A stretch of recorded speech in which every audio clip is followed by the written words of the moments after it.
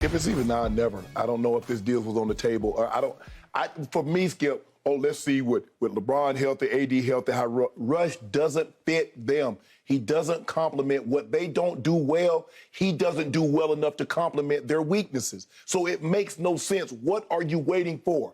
You talk about, well, let's wait to Thanksgiving. Skip, by Thanksgiving, you might be 20 games out of it. You 20 games out of it. What team wants to help the Lakers? Man, you know what? Man, this shows I feel bad for the Lakers, man. Let me go ahead and trade them of some good players so they can get back. What? What? Skip, look, the first week of the season has been a circus. Russ floor play, winless start, constant trade rumors. They don't have shooters. Russ is averaging 10 points a game. He's shooting 29% from the floor. He's shooting 8% from the three. Oh, it's not, no. All of this because they don't have anybody that can shoot the ball. So it is not all on Russ. It is not.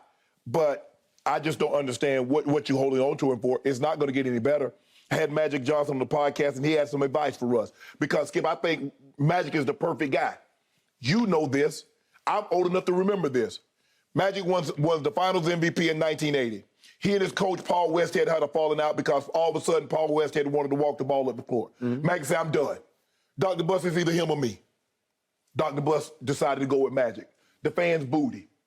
Guess what he did? He came back in 82 and won another Finals MVP. He did. They lost. They got swept in 83 by the Sixers. They go back to the Finals in 84. So here's the guy in 5 years. He goes to 4 Finals and wins 2 Finals MVP. He loses to Boston.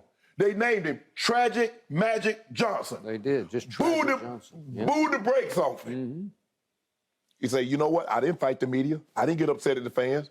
I decided to play better. He said, man, I went out there. He said, man, I went out there that summer. I said, I'm going to get better.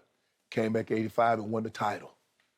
But he already had some cachet underneath him. Skip, that's my point. I the man had 2 Finals MVP, and they still booed him. No, I got it. So how does Russ think he's going to be exempt with his poor play from being booed because he's a native son? Do you? I believe, some say Kobe. I believe Magic Johnson has the most compelling case to be the greatest Laker. They booed him. So Russell think he's exempt from that. He hadn't won a title.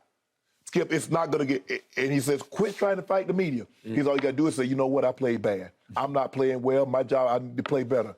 But you fight with the media and fight with the fans, ain't going to cut it. No. If you could have done this in July, why let August, September, here we are, October, and you're talking about Thanksgiving? Skip, what are you waiting on? It's not going to get any better. Okay. I am so sick and tired of this story.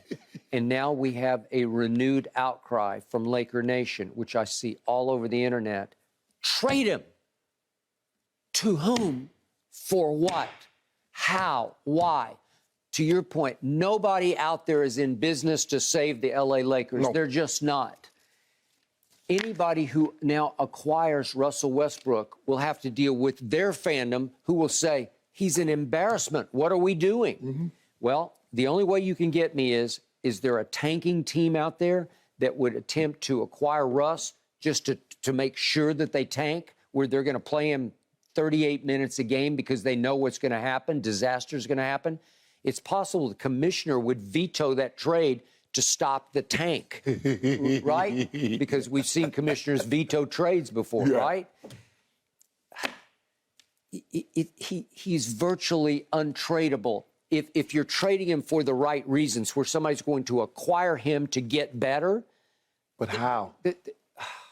If he could help them get better, why would the Lakers trade him? If he was what you said, teams don't normally trade good play. Now, obviously, if the guy says, you know what, like Anthony Davis, I'm not going to re-sign. So you might as well go ahead and trade, get something for me, because I'm not going to re-sign and you're going to lose me for nothing. Kind of like what KD did to OKC. And the Pels got a whole lot for him. They got a whole lot. They got the number 4 pick in the draft. They got 3 picks. They got Brandon Ingram. They got Josh Hart. It's benefiting them as we speak. Yes. Go ahead. So, but who wants a point guard that's averaging 10 points a game, shooting 29% from the floor, and shooting 8% from the three-point line? Now, I want someone out there. I want anybody that's ever played in the NBA or someone that follows closely. You tell me what team is willing to trade, like you said, Who for what? For a point guard that's averaging 10 points, shooting less than 30% from the floor, not the three, the floor, layups included, and shooting 8% from the three-point line. You tell me the team that wants that, how does said player help that team?